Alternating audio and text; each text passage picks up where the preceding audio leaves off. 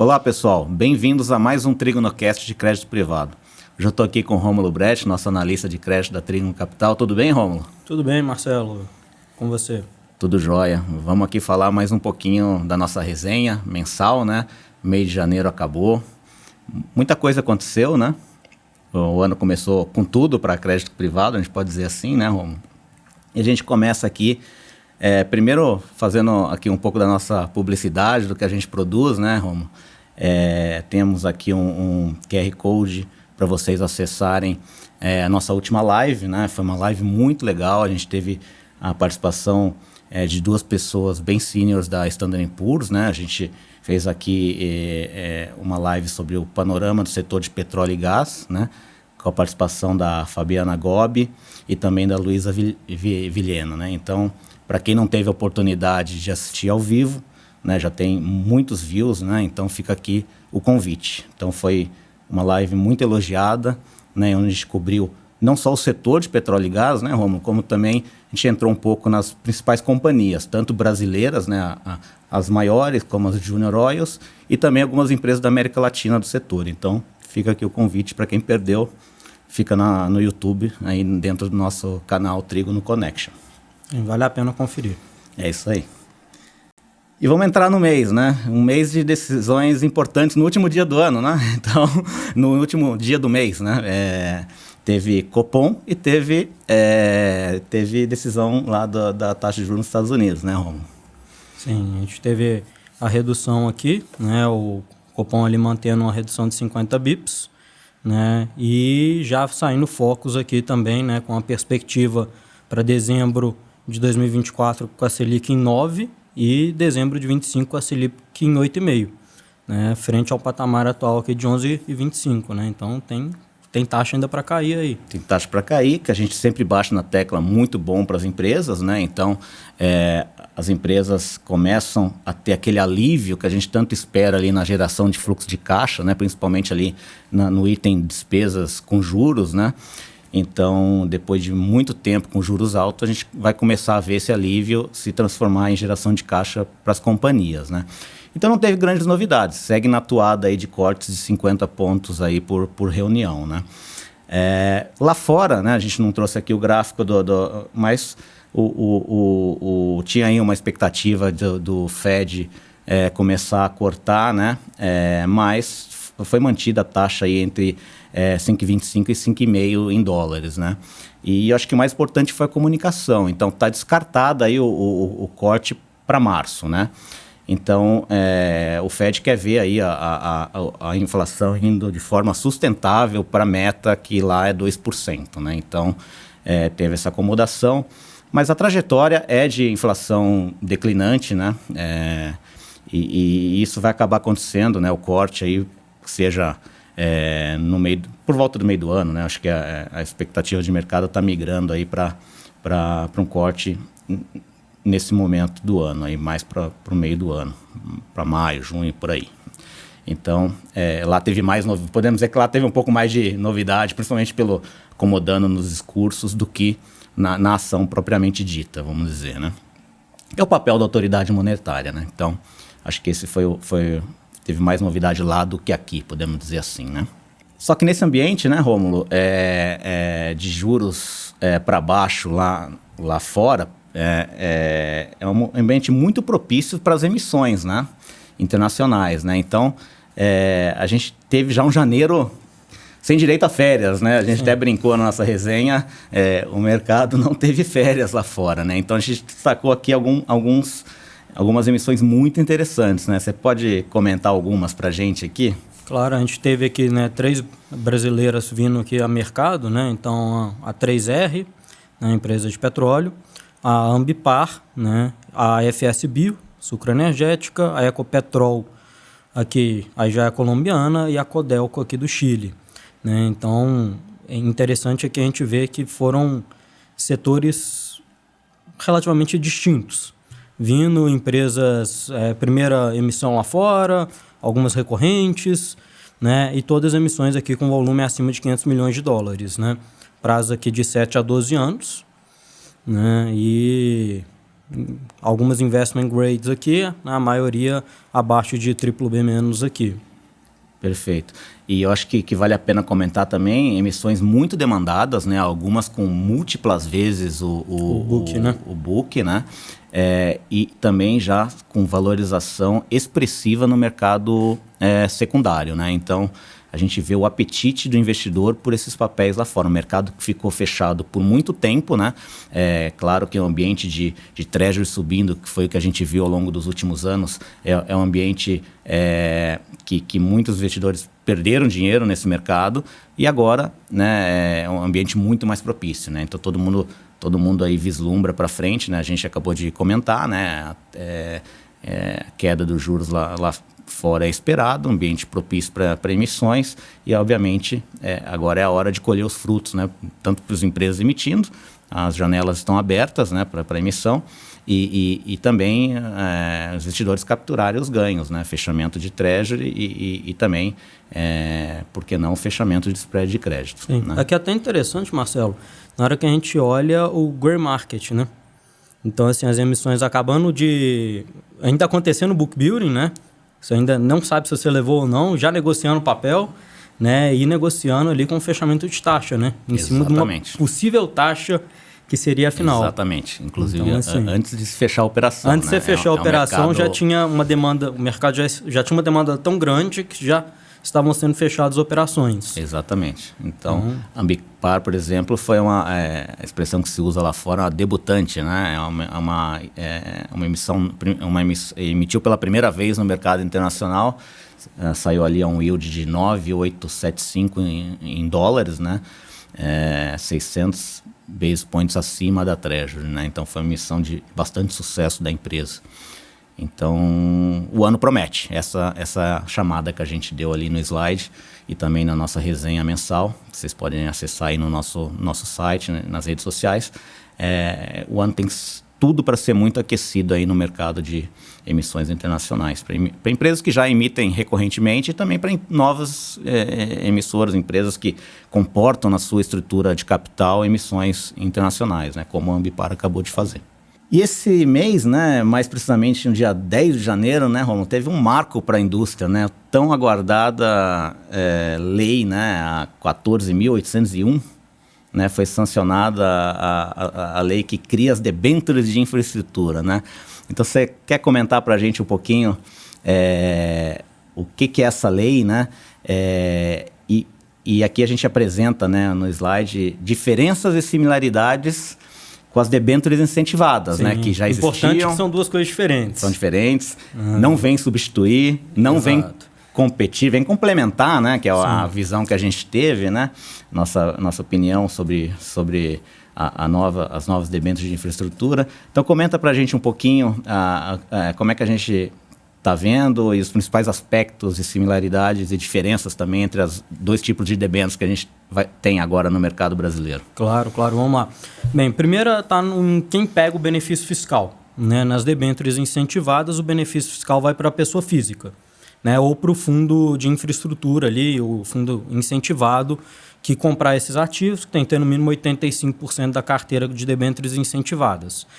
Nas debêntures de infraestrutura, né, apesar do público-alvo também poder incluir a pessoa física, o benefício fiscal fica com a empresa emissora. O que isso quer dizer? A empresa pode abater até 30% do gasto dela com juros, e aqui é importante, com juros, não entra o IPCA na conta. Então, se ela emitir a 10%, ela consegue ali pegar 3%, né, do valor da dívida, né, que seriam os 30% de juros, e abater do valor, né, de imposto que ela vai pagar. Então, ela tem aqui o que a gente chama de um tax shield, né, e isso gera um benefício aqui para a companhia. Importante, a empresa tem que ter lucro para ela conseguir abater imposto de renda, né? Então, a gente entende aqui que não são todas, por isso que as emissões são complementares, né? Então, muitas vezes um projeto que ainda está na fase de ramp-up, né, ele ainda não gera caixa, muitas vezes, é uma rodovia que não existe, está sendo construída, ela não tem lucro. Ela não tem nem operação ainda.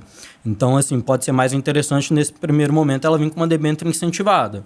Um projeto já maduro ou uma holding com diversos projetos, ela pode emitir uma debênture de infraestrutura, bater ali o lucro e fazer uma equivalência, né?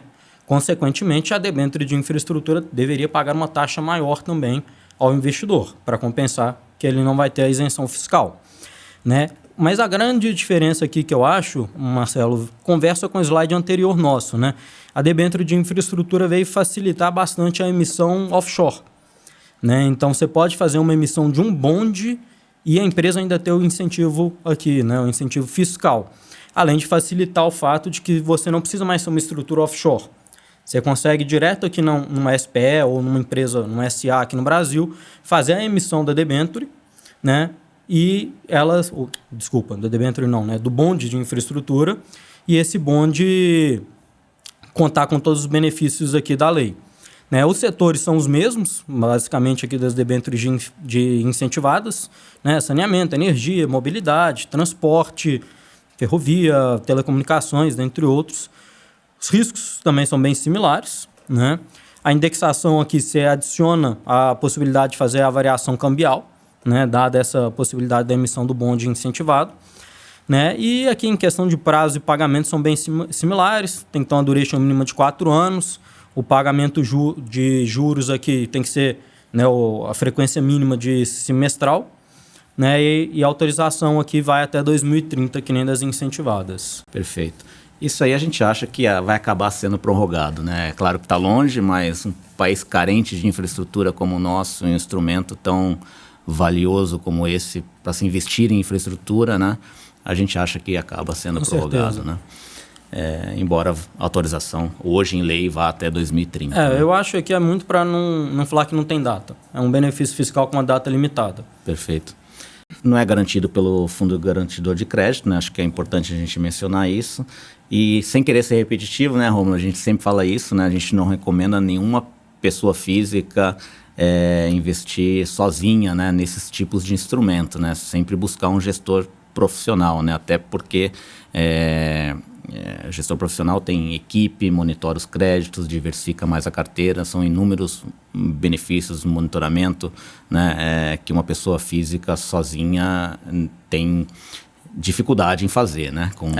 E a gente na indústria basicamente é o nosso dia a dia. Exatamente. Né? Então a gente passa, assim, muitas vezes a pessoa física também olharia. O nosso é exclusivamente o que a gente faz. Então, é o nosso trabalho, enfim. Não é um hobby, né? E aqui a gente não vamos fazer um spoiler, mas teremos novidades em breve sobre esse slide. Sobre esse slide, né? Prosseguindo, e aí entrando propriamente no mercado de crédito privado brasileiro, a gente traz aqui uma curva dos ativos BR AAAs, né?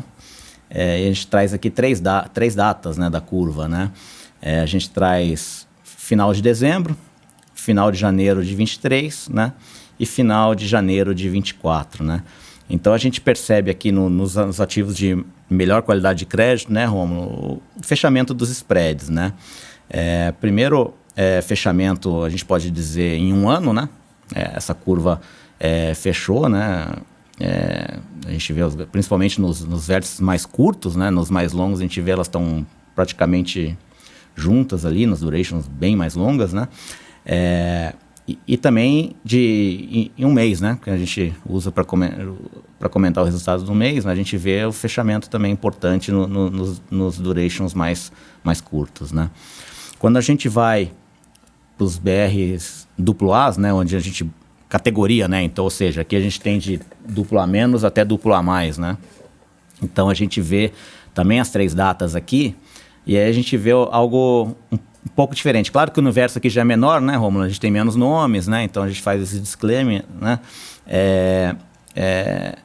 Qualidade de crédito já é um pouco pior, obviamente, né? Tem diferença de rating, mas a gente vê aí algo interessante, né? Então a gente vê que existe mais prêmio, né? Então a gente vê que em relação a um ano atrás, a curva agora tem mais prêmio em relação a um ano atrás, né? E quando a gente passa um duration aí de 2 anos, né? Existe mais prêmio também. Então é bastante interessante. Então é uma tendência que a gente fala para capturar prêmios hoje, dado que houve um fechamento importante, alongar duration é o que a gente observa aí no mercado. E claro que sempre com o disclaimer, né? Não é qualquer crédito que é digno de alocação, né? Com certeza. Isso aí passa por análise de crédito, aprovação em comitê, né? Mas isso é uma curva que representa todo o mercado, né? Obviamente, mas a gente pode dizer que é uma tendência para a categoria de rating, né? Então, é isso que a gente tem observado aí no mercado. E aqui temos um exemplo interessante, né, Rômulo? A gente sempre tem mostrado para vocês aqui nossas ferramentas internas e o que a gente faz de gestão ativa, né? Ferramenta interna, principalmente de valor relativo de papéis, né? Ou seja, a gente tem um universo de investimento, né? Principalmente aí nas debêntures institucionais, que a gente atua mais, né? E claro que tem esses spreads se movimentam, né? Tem papéis que hoje estão baratos, amanhã estão caros, eles vão mudando de quintis, né? A gente ranqueia os papéis em quintis, né? De retorno total esperado ajustado a risco, né? Só que isso fica sempre muito subjetivo, né? Então a gente falou assim, vamos levar um caso que aconteceu agora em janeiro para todo mundo entender melhor, né, o que é essa gestão ativa que os gestores tanto falam, né? Então, a gente trouxe aqui o caso das debêntures da Camil Alimentos, né, que a gente tinha na carteira e que a gente resolveu vender ao longo do mês, né? Então, isso aqui é muito interessante, que vocês vão entender o trabalho de analista, gestor, como essa interação é muito importante, como ela acontece no dia a dia, a ferramenta que a gente tem e a decisão de venda, né? Então, conta um pouquinho, Rômulo, o que aconteceu, dá o time no tempo, né? A empresa publicou ali seu balanço 11 de janeiro. 11 de janeiro a Camil soltou o resultado, né? Como todas as empresas, a gente acompanha os calls de resultado da companhia, release, né? Bate com a nossa projeção, né? A gente tem projeção para todos os cases, né? E na hora que a gente vê alguma coisa que não era esperada ou era pior do que o esperado, a gente já começa a prestar um pouco mais de atenção. Aqui na Camil a gente viu a alavancagem da companhia, né? Dívida líquida e EBITDA subindo bastante, subiu quase uma vez de um trimestre para o outro, né? Acendeu uma luz amarela para a gente. Já não era um papel que estava com uma taxa interessante, né? E aqui a gente falou, olha, não faz sentido a relação risco-retorno perder o equilíbrio aqui. E aí, nas conversas aqui, nas interações, acabamos decidindo que poderia ser interessante a venda dos papéis, né? A gente vendeu ele ali um pouco depois ali do resultado, uns 2 dias depois, salvo engano. Na primeira foi a 0,81, a Camil 10, né? O mercado não reagiu inicialmente ao resultado da companhia, né? Reagiu quando saiu o rebaixamento de rating pela S&P. Dia 17 de janeiro. Dia 17 de janeiro, que a S&P rebaixou ela de AAA para AA+, né? Exatamente pela questão da alavancagem. Então, assim, a gente não entende que a empresa esteja para quebrar, não é esse o caso. Não, é excelente empresa. É uma excelente empresa. A gente mantém o crédito aprovado, temos limite para alocar novamente quando a gente achar necessário, né? Quando a gente achar adequado. Mas não entendemos ali que estava remunerando adequadamente o risco, né? Então, eventualmente, se o mercado reprecifica a companhia agora, como um AA+, né, no caso, né, pagar uma taxa um pouco maior pode ser que vale a pena correr esse risco novamente, né? Entrar nesse risco de crédito. Atualmente, ali, a última taxa que a gente tinha colocado aqui, a Camil 10 estava a 0,91. Então, ela abriu 10 bips aqui desde a nossa venda. A Camil A1 aqui ficou de lado, né? O mercado é um papel que tem um pouco menos de liquidez aqui, ele não reprecificou, né? Até a última vez que a gente tinha acompanhado. Mas, assim, é bem interessante que nesse flow a gente materializar aqui, né? Para quem nos assiste, nos acompanha, como é que funciona essa interação, como é que a gente olha ali na nossa matriz, né, de quintis, se a empresa está barata, está cara. Né? E elas já estavam respectivamente no 4º quintil e 3º quintil. Então, quando a gente olha, se vocês olharem o gráfico, né, a Camil 10 ali, ela vem de um CDI mais 1,40 e já estava no 0,80. A outra veio de quase CDI mais 2 e estava ali a 1,20. Então, 1,21, né, quando a gente saiu. Mas, enfim. Então, quando a gente olha valor relativo, naquele duration, naquele rating interno, né, rating interno, que é mais importante do que para a gente, né, para fins de valuation, do que o rating propriamente das agências, aí que a gente pode antecipar os movimentos, né, que no fim foi o que aconteceu, o downgrade veio depois, a gente toma as decisões, né, faz a gestão ativa. Então, um exemplo prático do que a gente vem falando aqui, né? Então, a empresa continua boa, só que a gente não acha a remuneração boa o suficiente para o nível de risco. A gente antecipa uma venda e tem o limite de crédito aprovado. Quando a gente achar que, em termos relativos, né, talvez ela fique parada aí e os outros papéis fechem tanto que ela parada ela fique atrativa novamente. Isso se chama valor relativo. A gente não sabe exatamente o que vai acontecer. Talvez ela abra pelos riscos e a taxa e fique relativamente atrativa outra vez.